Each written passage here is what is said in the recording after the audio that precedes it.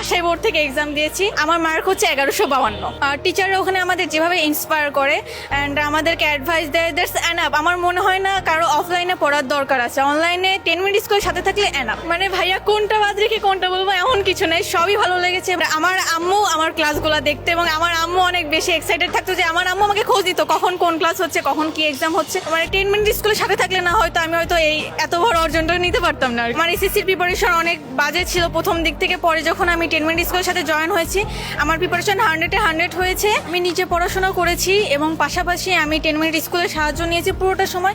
আমার দেখা যেত প্রত্যেকটা পরীক্ষাতে এমসিকিউতে অনেক গ্যাপ পড়ে যেত বা এমসিকিউতে রেজাল্টটা খারাপ হতো, কিন্তু আমি যখন 10 মিনিট স্কুলের সাথে জয়েন হলাম ওরা যেভাবে পোল দিয়ে এমসিকিউটা নেয় তাতে আমার টাইমিংটা অনেক ফাস্ট হয়ে যাচ্ছে, প্লাস দেখা যাচ্ছে যে আমার ভুলগুলো আমি শোধাতে পারছি। সো আমার ফুল প্রিপারেশন ছিল একদম এমসিকিউ এর জন্য। আমি বলতে চাই যে ঠিক মতো পড়াশোনা করো, পড়াশোনাটা রেগুলার কমপ্লিট করো এবং 10 মিনিট স্কুলের সাথেই থাকো।